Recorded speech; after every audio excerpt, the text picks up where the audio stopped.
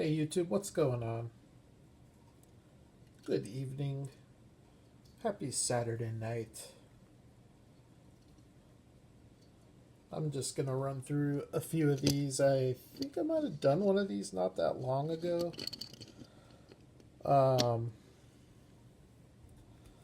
I think this video, I think it kind of needs to happen. So here, I think you all know what you're looking at there.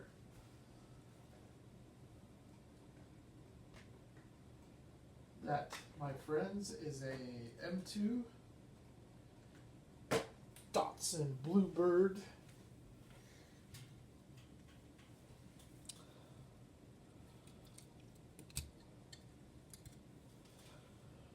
And I just don't really know, I think I used to like these a lot.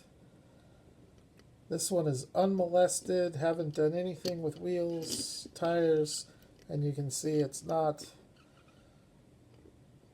weird. It rolls okay, and then like the front axle gets locked up. I don't know what that's about.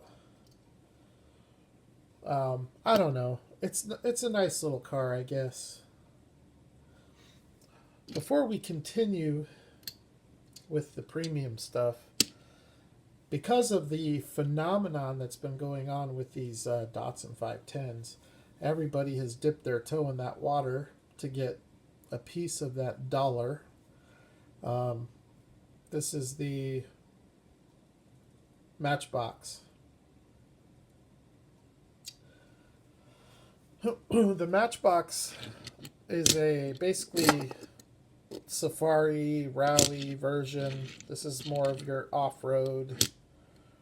So I always thought it was funny seeing people customize these and slamming them to the ground. Didn't make a lot of sense to me. I think maybe those are people that don't know about the car or the lineage. I don't know. I like this one. I shouldn't say I like this better than the Hot Wheels. I don't know if I do or not, but I do know that from a scale and proportion standpoint, it's definitely a lot more accurate than the Hot Wheels. Maybe not so much in scale because it is still massive. Sometimes Matchbox puts the scale on the base, but in this case they haven't done that. But I would say this is probably 1 to 57 or 1 to 58 scale, somewhere in there.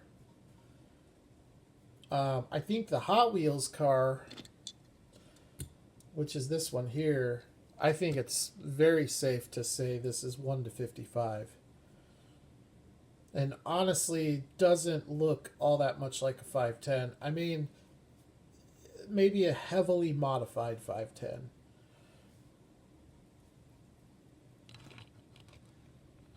But it's definitely massive. It's definitely 1 to 55 scale ish, give or take a little bit, but it's not anywhere near 1 to 64. This is one of my favorite Hot Wheels releases of the car. Outside of the vintage racing, I would have to say this probably is my favorite. Although I did like the first three, the blue one, the black one, and the bronze one. But as far as the Real Rider releases, this is my favorite. Outside of the vintage racing is my favorite. But this would be my second favorite.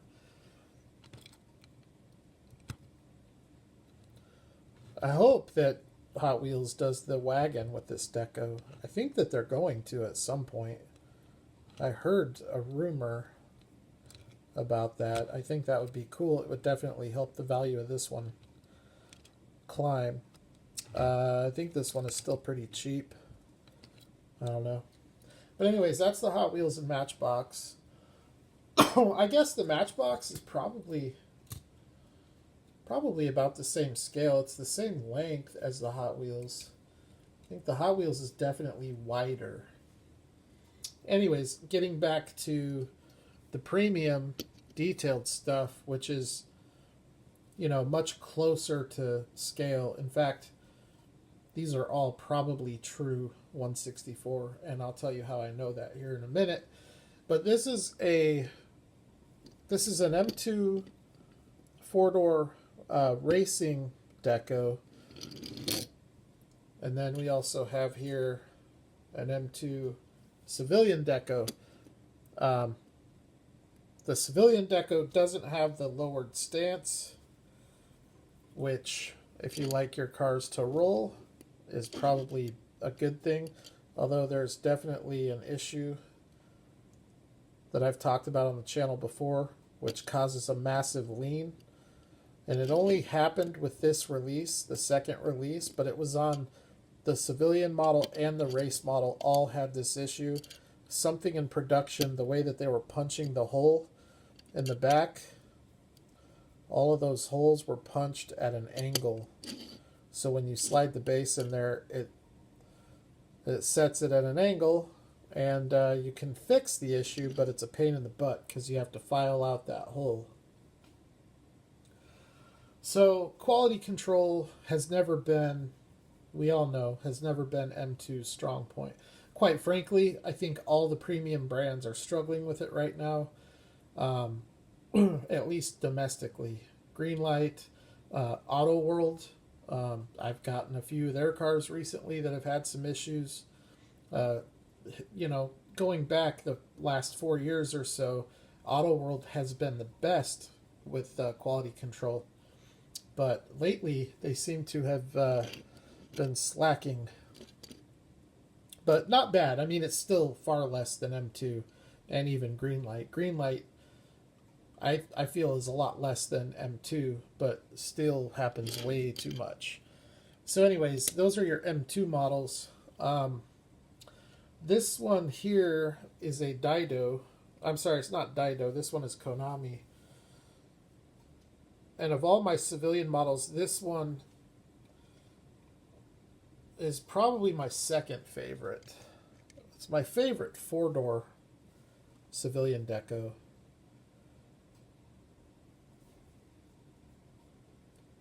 And the Konami castings are cool because they do have the suspension. They have prototypical wheels, rubber tires, very nice rolling cars. They have lens headlights and taillights. Pretty true to scale. I mean, the Tomica Limited Vintage is true, and the Konami, the M2, the Greenlight, and the Dido all are well within that scale. So I think it's safe to call all of them true 164 scale. Definitely not true to call Hot Wheels or Matchbox true to scale, because they are not. They are very massive, very large, very out of. They're not proportionate. But anyways, these Konamis are pretty cool. This one here, it's a right-hand drive, got a little wood steering wheel in there. I don't know if the light will pick it up, but I really dig the wheels on this one. Really nice little civilian model Datsun Bluebird. Definitely much higher quality than the M2. This one here is the Dido. I actually have this one for sale. I need to repost it on eBay. Or trade, either way. Put the value on it around 20 bucks. If I don't sell it, I'm okay keeping it. It's a very, very difficult car to find. If you go to eBay, just type in 1-64 Datsun, Dido Datsun 510, you'll 9 times out of 10, it's only going to have the civilian deco listed. It's very rare that this racing deco is listed. So it's a pretty tough car to find. Out of all of these Safari rally cars, though, this one is probably the most accurate as far as the sponsor badges and that kind of stuff. TLV is pretty good with it, but this one has some deco, some sponsor badges that even the TLV doesn't. So I don't know if Dido just had more licensing or I know there were a lot of different Safari models that ran those races. But this one doesn't have lens headlights. It has jeweled headlights, which is a totally different look, and it's something you don't see very often in diecast. I think the jeweled headlights are nice. They're definitely better than painted headlights. And they're actually nicer than some of the lens headlights that I've seen. Not all of them, but when lens headlights are done right, I think that that's the best way to go. The tail lights on this car are painted or tampoed, which does kind of take away from the detail a little bit, but it's still nicely detailed. And you've got your spotlight there on the rear bumper and also on the front bumper, which is accurate to the car. I didn't bring my M2 Safari model out, but I'm pretty sure they didn't do that on their Safari 510. Dino has done it, and also Tomica Limited Vintage has done it, which is what this is. This is easily the nicest of all of these, the highest quality.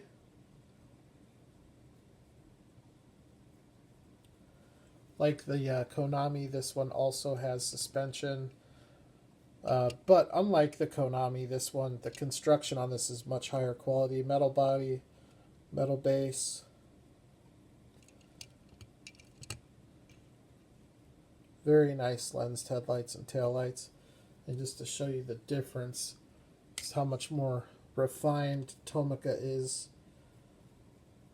And if you put a TLV up to a Kyosho, it's kind of the same thing. As nice as Kyosho, as nice as the craftsmanship is on Kyosho, it's better on TLV. And the taillights are even more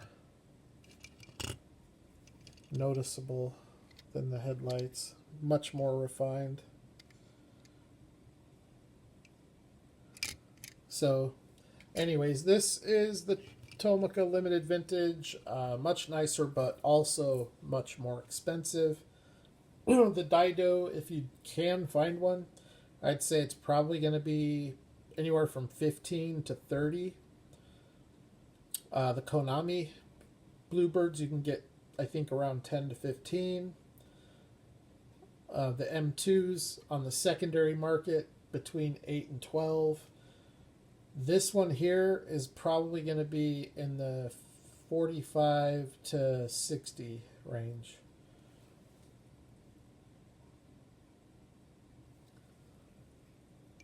Not bad though. I mean, it's doubled in price since it came out, and it only came out, I think, in gosh, I don't even think it's been a year. Maybe it has. Right around a year, and it's doubled in value. So, but that's TLV for you. Since this one has come out, they've also done another one that is very similar to this, but it has silver wheels. I do need to get that one. And so with that, the latest 510 casting to hit the collector's market is the Greenlight. So like the M2, I brought out a civilian model. Seems like everybody's getting the BRE, and then everybody's getting the blue one, and everybody is sleeping on this one. And this one, trust me when I tell you, this is nicer. This is a nicer casting than the blue one. It looks nicer. It displays better. The blue one's very nice, don't get me wrong. I just think this one is a lot nicer. But then again, yeah, it's subjective. If I had to pick between this one and the blue one, I would take this one.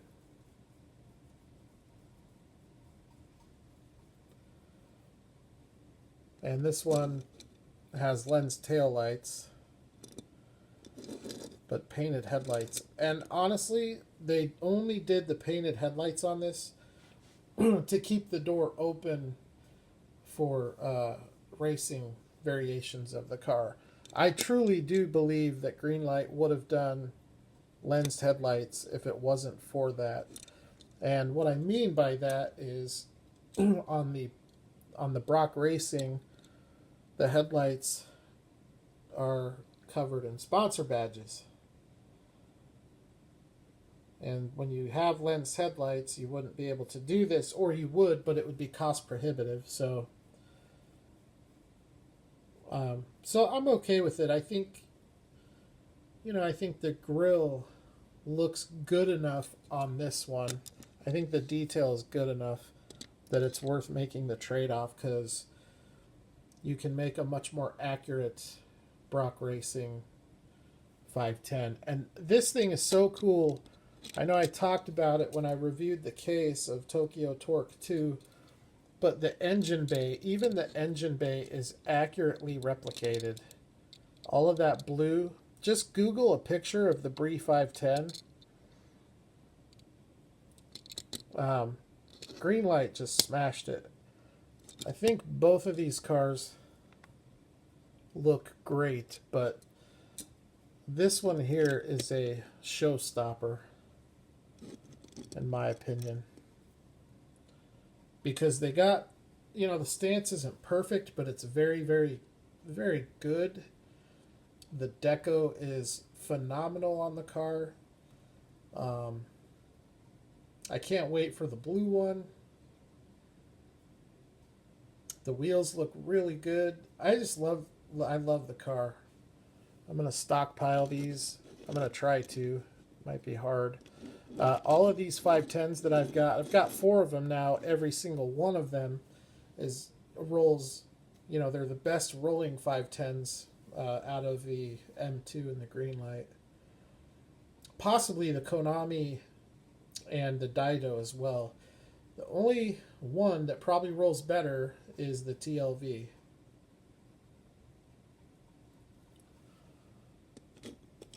So I think Greenlight made around 15,000 of these.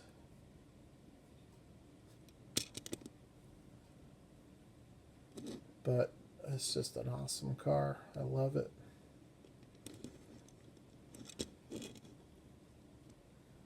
There's some cool history behind this, the Brock Racing Enterprises and John Morton.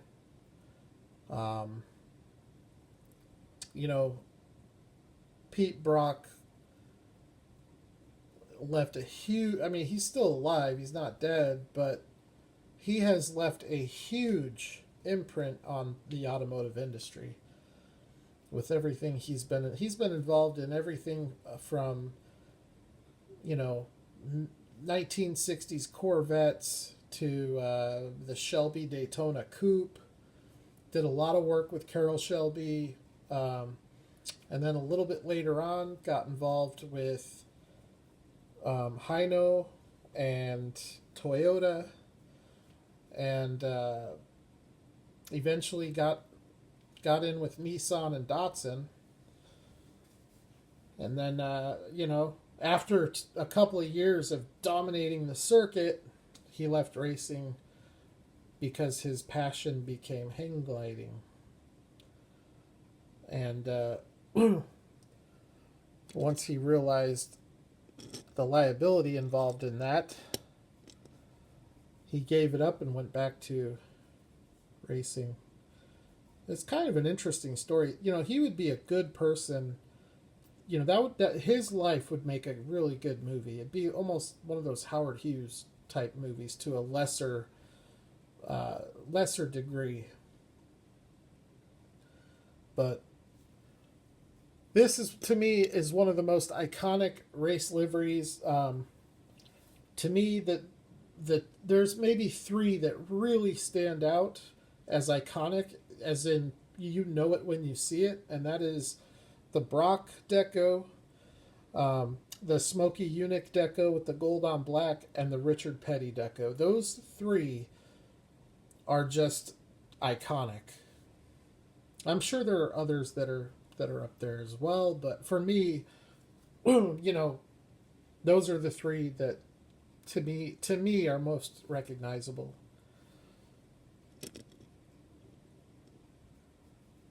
Very, very cool car, though. I just love this car.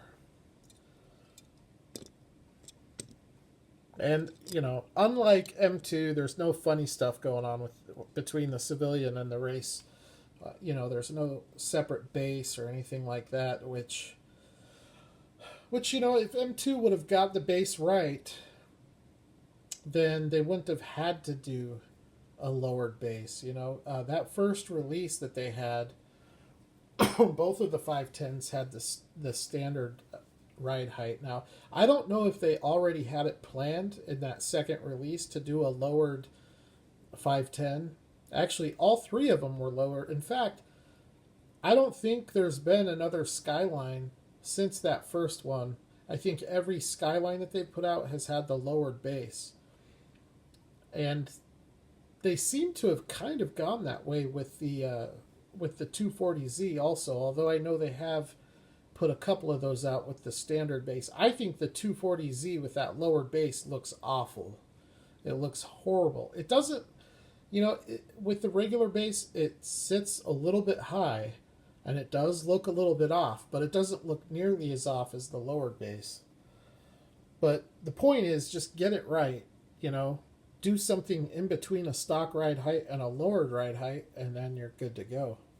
And I think that's what Greenlight has done here because, you know, if anything, maybe just left it at a really nice stock ride height. But to me, this is lower than stock because if you look at the TLV, which is going to give you the most accurate representation of the car, the Greenlight definitely sets lower.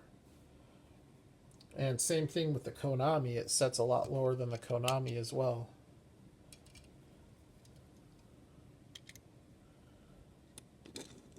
So I really like what they did there. It's proportionately different. It doesn't seem as fat. It seems, you know, a little more lean with the surface area on the car. So I don't know enough about the car to know if to know what that is or what that means.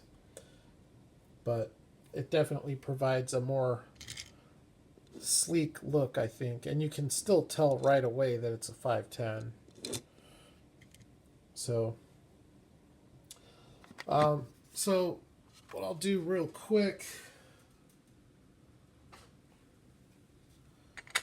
show you guys some proportionate. First of all, I want to touch on this too. If you guys get the cabin, you know, I got the house. Here's the house. Got that a while ago. The house has held up strong. It's a paper house. Went together, no problem. It's held together. Haven't had any issues. They went on sale for $1.50, so I bought all the houses and all the cabins they had left. And this one, as you can see, it just won't stay together. So I got to redo it, which will be easy. I'll just pull it apart. I'll pull all the little tacky things off, and I'm just going to glue it together. The little outhouse, and got a little shed back there, a little pile of firewood.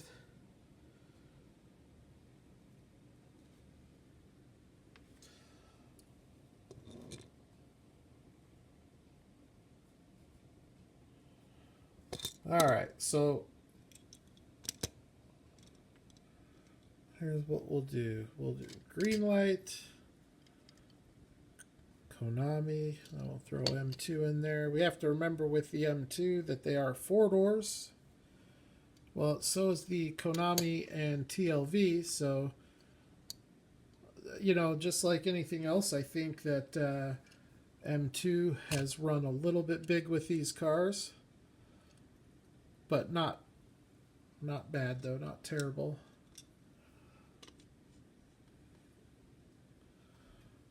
Where you really notice a massive difference is with the Hot Wheels and the Matchbox.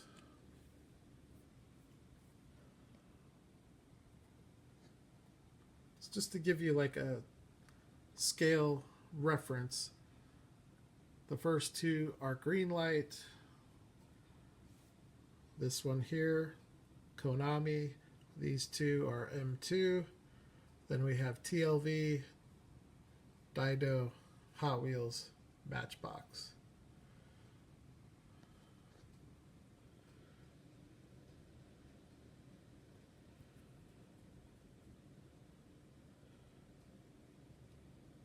So with that, I will ask you guys this. If you could pick one of these, if you could only have one, which one would you take? For me, it's kind of tough. I would lean towards the TLV, but there's always something about a BRE Datsun. I would absolutely love for Tomica to get the licensing to do a Brock. The only thing that I would be very curious about is what they would do with the stance, because I don't think you could do a Brock with this stance.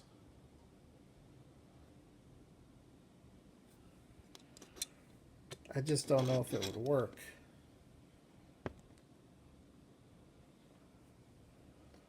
Let's see if we can get a comparison here real quick between... Yeah, I mean, the TLV definitely has a higher ride height.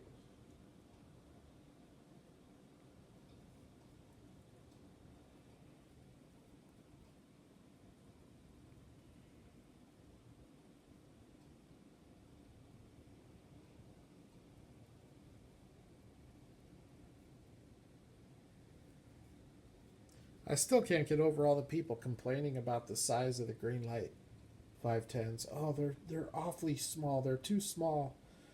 No, they're not. They're perfect. They're perfect. The Hot Wheels is too big. Way too big. Way too big. That's why people are saying the Greenlight is too small, because they're used to this thing as a 510. This is what those people know as a Datsun Bluebird. But having collected Tomica and Konami for a couple of years now, you know, I've grown very accustomed to the size of Japanese cars. And believe me, when I first started collecting, one of the first import cars that I bought was a TLV Honda CRX. And that car is tiny. It's tiny. It's smaller than these. And I remember thinking, there's no way this is 1:64 scale. There's no way. But it is. Tomica Limited Vintage, which is this brand right here, is the only brand outside of Auto World that makes the true to scale claim. So once that resonated with me, it made it a lot easier, because before that I was having a hard time with the size of the cars. You know, it was hard for me to, because they all seem so small. They seem too small. It's like, I'm not going to buy these. That's too small. But then you overcome that. So I think Greenlight did a great job, though. Honestly, I mean, it's almost the nicest looking 510 of all of these. To me. But I know that's subjective. It's just a matter of opinion. But, I mean, that is a killer looking car.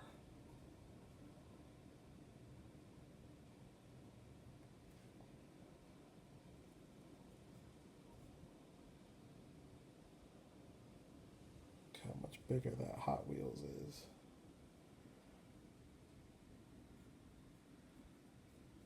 All right, everyone. Thanks for checking it out. You guys have a good rest of your weekend. And I'll holler at the next one.